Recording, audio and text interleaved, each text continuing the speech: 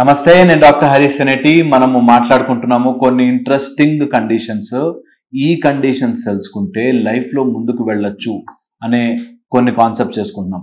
అయితే లైఫ్లో ముందుకు వెళ్ళాలి అనగానే కొంతమంది రిటైర్మెంట్కి ప్లాన్ చేసుకోరు.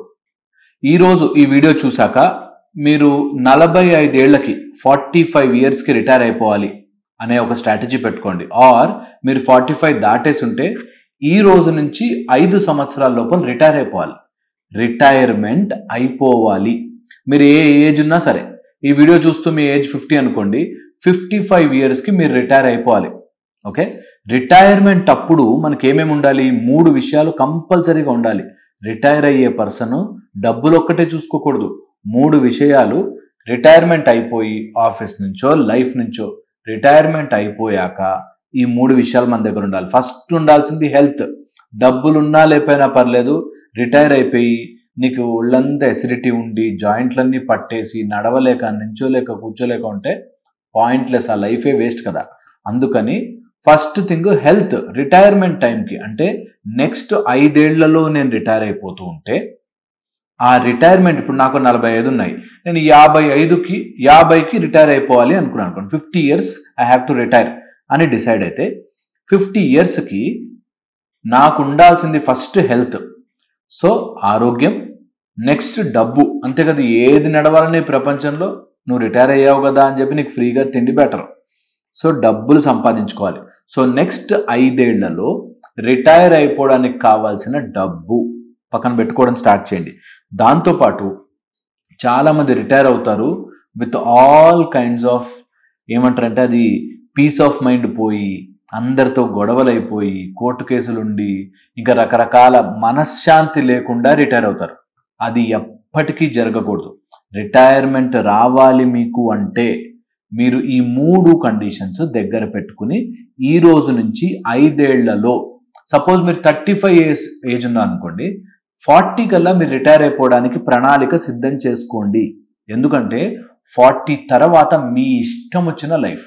పొద్దున్నే లేచి ఆఫీస్కి వెళ్ళాలని తొందర లేదు, లేకపోతే అదేదో ప్రాజెక్ట్ ఫినిష్ చేయాలని కంగారు లేదు. హ్యాపీగా రిటైర్ అయిపోయారు కదా. అలాగా మీరు నెక్స్ట్ 5 ఇయర్స్కి ప్లాన్ చేసుకోండి. అది ఒక అంచనా ప్రకారము, ఒక పద్ధతి ప్రకారం, ఒక ఇంత ఉంటే నేను రిటైర్ అయిపోతాను అనేది పెట్టుకోవాలి. నాకు మల్టీ మిలియన్ డబ్బులు కావాలి అనేదానికంటే ఒక నిర్దిష్టమైన లెక్క రాసుకోండి. అంటే ఫర్ ఎగ్జాంపుల్, నెలకి మీకు అయ్యే ఖర్చు అప్పటికి మీకు 5-6 సార్లు పెరుగుతుంది కాబట్టి నెలకు అయ్యే ఖర్చు సపోజ్ 50,000, ఓన్లీ మీకు 50,000, మీ వైఫ్కి 50,000 అవుతుంది అనుకోండి. ₹1,00,000 ఇంటూ 5 లక్షలు నెలకి చొప్పున 12 నెలలు 60 లక్షలు నా అకౌంట్లో ఉండాలి అనే దాంతో మీరు ప్రణాళిక స్టార్ట్ చేసుకోవాలి ఫస్ట్. సో 60 లక్షలు ఉండాలి అంటే నేను ఏమేం చేయొచ్చు? ఈ 5 ఏళ్ళు చేస్తాం. ఈ 5 ఏళ్లలో 60 లక్షలు సంపాదించడానికి ఏమేం చేయొచ్చు? సో దట్ ఒక ఇయర్ నేను ప్రశాంతంగా రిటైర్ అయిపోయి హ్యాపీగా ఉండడానికి ఉంటుంది అనే ఒక స్ట్రాటజీ వేసుకోవాలి. ఇలాగ కనుక మీరు రిటైర్మెంట్కి ప్లాన్ చేస్తే నెక్స్ట్ 5 ఏళ్లలో నేను ఇంత సంపాదించే అకౌంట్లో వేసుకోవడమో, లేదా ఎఫ్డి చేసుకోవడమో, మ్యూచువల్ ఫండ్ చేయడమో, ఒక మంచి ఫైనాన్షియల్ అడ్వైజర్ దగ్గరికి వెళ్ళి కనుక్కొని ఇవి చేస్తే నీకు ఇంత అవుతుంది బాబు అంటే, ఓకే, సో నెలకి నేను ఎంత సంపాదించాలి అనే ఒక స్ట్రాటజీ చేసుకుని రిటైర్ అవ్వడానికి ఇప్పుడు నేను కష్టపడాల్సింది ఇది అని ఒక లెక్క వేసుకోండి. ఇది 3 విధాలుగా వస్తుంది. ఫస్ట్ వచ్చేసి వర్క్, నెక్స్ట్ వచ్చేసి లెర్నింగ్, థర్డ్ వచ్చేసి ఇంప్రూవింగ్. ఈ 3 గనక చెయ్యకపోతే మీకు ఎప్పటికీ రిటైర్మెంట్కి కావాల్సిన దొరకదు. ఒకవేళ రిటైర్ అయినా మీరు సుఖంగా ఉండలేరు. సో ఈ 3 మీ శరీరంలోకి ఇంక్లూడ్ చేసుకోండి: వర్క్, లెర్న్, ఇంప్రూవ్. ఓకే, దీన్ని ఎంత మీరు క్లియర్గా పెట్టుకుంటారు మీ మైండ్లో, అంత ఈజీగా రిటైర్మెంట్ మీ చేతికి వస్తుంది. అట్లీస్ట్ రిటైర్, ఇప్పుడు ఎక్కడ పుట్టామో మనకి తెలియదు, ఎలా పెరిగామో మన చేతుల్లో లేదు, కానీ రిటైర్మెంట్ మాత్రం మనం ప్లాన్ చేసుకోవచ్చు. 5 ఏళ్ళు నేను కష్టపడితే నేను డాక్టర్ అయ్యాను, నా లైఫ్ ఏంటో నాకు తెలుసు.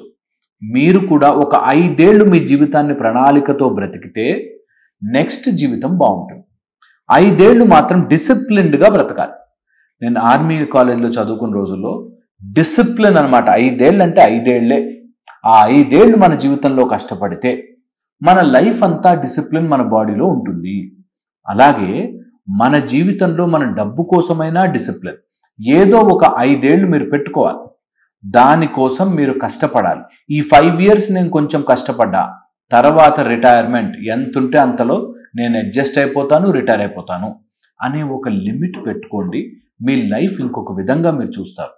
ఇందులోనూ హెల్త్, రిటైర్ అవుతాను కాబట్టి ఇప్పుడు ఇష్టం వచ్చినట్టు కష్టపడిపోయి తర్వాత ఆ స్ట్రెస్తో ఆ వర్రీతో లేనిపోని బీపీలు షుగర్లు తెచ్చుకుని దాని తర్వాత రిటైర్ అయ్యి ఆ బీపీలకు మందులు మింగుకుంటూ ఉండే కంటే రోజు హెల్త్ కోసం రిటైర్మెంట్ టైంలో హెల్త్ ఎలా అయితే నాకు అవసరమో దానికోసం నేను ఇప్పుడు ప్రణాళిక వేసుకుంటాను. ఇది చాలా చాలా హెల్ప్ చేస్తుంది.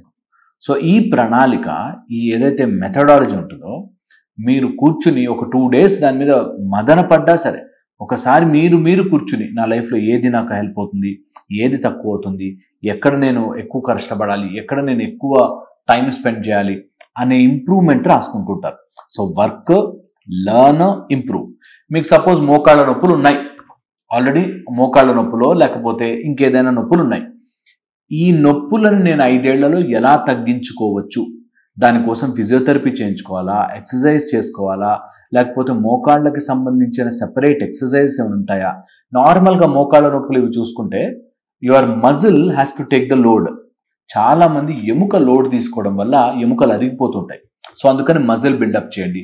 అది మీరు ఒక ఫిజియోథెరపీని కలిస్తే మీకు మంచిగా ఇంకా క్లియర్గా చెప్తారు. సో అలాగా మీ జీవితంలో నాకు అన్ని బాగుంటాయండి, కొంచెం లివర్ ప్రాబ్లం ఉంది, లివర్ని సెట్ చేసుకోవడానికి ట్రై చేయండి, దానికి కావాల్సిన డైట్ ఫాలో అవ్వండి, దానికి కావాల్సిన మెడిసిన్లు వాడండి. నాకు బీపీ ఉందండి, దానివల్ల ఇలా అవుతుంది, బీపీకి వాడండి. షుగర్ ఉందండి, వాడండి, మెడిసిన్స్ వాడండి, ఎక్సర్సైజ్ చేసుకోండి, డైట్ మెయింటైన్ చేయండి. ఎందుకు? 5 years తర్వాత రిటైర్ అయినప్పుడు ఇది నాకు బర్డెన్ కాకూడదు అన్నది మీరు గుర్తుపెట్టుకోవాలి. డబ్బు నాకు బర్డెన్ కాకూడదు, హెల్త్ నాకు బర్డెన్ కాకూడదు, ప్రశాంతత నాకు బర్డెన్ కాకూడదు. 5 ఏళ్ల తర్వాత వాళ్ళందరినీ మోసం చేశా, ఇంట్లో వాళ్ళతో గొడవలు పడ్డా, నా పక్కింటోడితో గొడవ, ఎదురింటోడితో గొడవ, అందరూ ప్రపంచం అంతా దుర్మార్గులే, నేను ఒక్కడే మంచోడిని అన్నట్టు ఉండకుండా పీస్ ఆఫ్ మైండ్తో ఉండండి. నాకు ఎంతమంది ఫోన్ చేస్తారు, మా ఆయన ఇట్లా చేశాడు సార్, మా ఆయన అట్లా చేశాడు సార్, మా ఆవిడ ఇట్లా చేసింది, అట్లా చేసింది. ఓకే, అవన్నీ ఓకే, నువ్వేం చేసావు? నువ్వు ప్రశాంతంగా ఉండగలిగావా? నువ్వు నీ లైఫ్ని సెట్ చేసుకోగలిగావా? వాళ్ళెవ్వరూ లేకపోయినా నువ్వు ప్రశాంతంగా బ్రతకగలవా? ఆ ధైర్యం తెచ్చుకోగలవా? అంటే వాళ్ళు వదిలేస్తే నేను ఒంటరి అయిపోతాను కదండి. నువ్వు ఒంటరి అవుతావు కాబట్టి వాళ్ళు నేను అడ్వాంటేజ్ తీసుకుంటున్నారు. అందుకని అవి మైండ్లోంచి కట్ డౌన్ చేసేసి నా రిటైర్మెంట్ టైంకి, అంటే నెక్స్ట్ 5 ఏళ్లలో ఇవన్నిటి నుంచి నేను దాటి నేను ఎదుగుతాను, ప్రశాంతంగా మారతాను అనే ప్లాన్ చేసుకోండి. అప్పుడు 45 yearsకి మీరు రిటైర్ అయిపోయారు నాతో పాటు, రిటైర్మెంట్ తీసేసుకోండి. ఇంకా దాని తర్వాత వచ్చిందంతా మీ ఇష్టం, ఎంజాయ్ చేస్తూ లైఫ్ని ఎంజాయ్ చేయండి. ఓకే, కొంతమందికి 45 అంటే మరీ కష్టం అవుతుందండి, 50 చేసుకోండి, మీ ఇష్టం. కానీ ఒక లిమిట్ పెట్టుకుని దానికి తగ్గట్టుగా ప్రయత్నం చేస్తే మీ చేతిలో మీ హెల్త్ ఉంటుంది, వెల్త్ ఉంటుంది, పీస్ ఆఫ్ మైండ్ ఉంటుంది. దాని తర్వాత లైఫ్ అంతా మీరు హ్యాపీగా ఎంజాయ్ చేస్తూ మీకు నచ్చినట్టుగా బ్రతకచ్చు. చిన్నప్పుడు మీకు నచ్చినట్టుగా బ్రతకాలి అనుకున్నారనుకోండి, మీకు డబ్బులు ఇవ్వాల్సిన అమ్మా నాన్న, వాళ్ళ రూల్స్ ఏవో ఉంటాయి కొన్ని. మీరు కొంచెం ఏజ్ వచ్చాక నాకు నచ్చినట్టుగా బ్రతుకుతామంటే ఆఫీస్లో వాళ్ళు ఊరుకోరు కదా. సో అలాగా ఒక స్టేజ్ వచ్చేంత వరకు మీరు సొసైటీ నార్మ్స్ ప్రకారం బ్రతకాలి. ఒక ఏజ్ తర్వాత శరీరం డిమాండ్ చేసేస్తుంది కాబట్టి శరీరాన్ని కాపాడుకుంటూ వస్తే తర్వాత అంతా మీ టర్మ్స్ ప్రకారం మీ లైఫ్ని గడపచ్చు. సో ఇది ఆలోచించుకుని ప్లాన్ ప్రకారం ఇన్ని రోజులు కష్టపడ్డది చాలు, ఒక 5 years స్ట్రాటజిక్గా వర్కౌట్ చేస్తే 3 areasలో హెల్త్, వెల్త్, హ్యాపీనెస్, వీటి మీద వర్కౌట్ చేస్తే 5 ఏళ్లలో మీరు అందులో మాస్టర్ అయిపోతారు. అండ్ మీ రిటైర్మెంట్ మీరు తీసేసుకుని అప్పుడు మీకు కావాల్సింది పెయింటింగ్ వేసుకుంటారో, పాటలే పాడుకుంటారో, మంచిగా యూట్యూబ్లో వీడియోలో చూసుకుంటారో, మీ ఇష్టం కదా.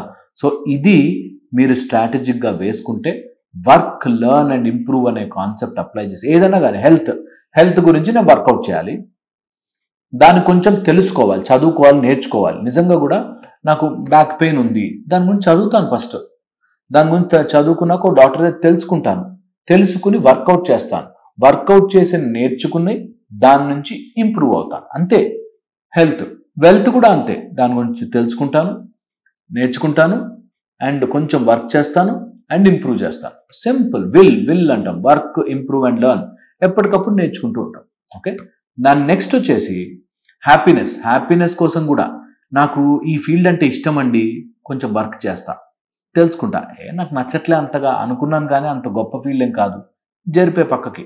నెక్స్ట్ లర్న్ చేసి ఇంప్రూవ్ చేసుకోవాలి. అట్లాగా your life will be much more beautiful. So నేను చెప్పింది ఆలోచించండి. తొందరగా రిటైర్ అయిపోదాం మనమంతా అండ్ దెన్ ఎంజాయ్ చేద్దాం లైఫ్ని. హ్యాపీగా ఎంజాయ్ చేసుకోవడానికి ఒక 5 ఏళ్ళు మన జీవితంలో ఎక్కడో చోట కష్టపడాలి. మీరు పెద్ద పెద్ద పొలిటికల్ లీడర్స్ని కూడా చూడండి, ఒక 5 ఏళ్ళు కష్టపడతారు, స్ట్రాటజిక్గా ప్లాన్ చేసుకుంటారు, అయిపోతారు, పెద్ద పెద్ద పోస్టులు వచ్చేస్తాయి. మనము మన జీవితంలో ఒక స్ట్రాటజిక్గా వెళ్ళలేకపోతాం. ఎందుకు? ఎవరినైనా చూడండి, ఒక 5 ఏళ్ళు ఫోకస్డ్గా పనిచేసిన వాడు దారి మారిపోతుంది, ఎక్కడికో వెళ్ళిపోతాడు. మనం ఎందుకు చేద్దాంలే అని కానీ, లేకపోతే ఉన్న దాంట్లో తిట్టుకుంటూ అంత డబ్బులా ఎవడు సంపాదిస్తాడు సార్, ఎక్కడొస్తాయి సార్, మాకేముంది సార్, అన్నీతే. కారణాలు చెప్పకుండా ఉన్న పరిస్థితి నుంచి ఎలా ఇంప్రూవ్ చేయొచ్చు అని ఆలోచిస్తే డెఫినెట్లీ దారి దొరుకుతుంది. ఇది ఆలోచించండి, ఈరోజు వేసుకోండి. మీ జీవితం గురించి మీరు ప్రణాళిక వేసుకోండి. నెక్స్ట్ 5 ఏళ్ల తర్వాత రిటైర్మెంట్ బాస్, ఇంకా ఈ పరుగులు తీయను, నేను ఏమేం చేయాలనుకుంటున్నాను చేసేస్తాను. ఒక్కిల్లే కట్టుకుంటానా, 1 bedroom ఫ్లాట్ కట్టుకుంటానా, నా స్ట్రాటజీ ప్రకారం నేను కట్టుకుంటాను, అంతే. అది life will be beautiful. Okay, నేను చెప్పింది ఆలోచించండి. తొందరగా రిటైర్ అయిపోదాం మనం అంతా. హ్యాపీగా రిటైర్ అయ్యాక మంచి మంచి పద్యాలు, పాటలు, గేమ్స్ ఆడుకుందాం. అంతవరకు మాత్రం 5 years ఫోకస్డ్గా ఉందాం. ఓకే, హోప్ నేను చెప్పింది ఆలోచిస్తారని. మళ్ళీ ఇంకో వీడియోలో కలుస్తాను. Thank you.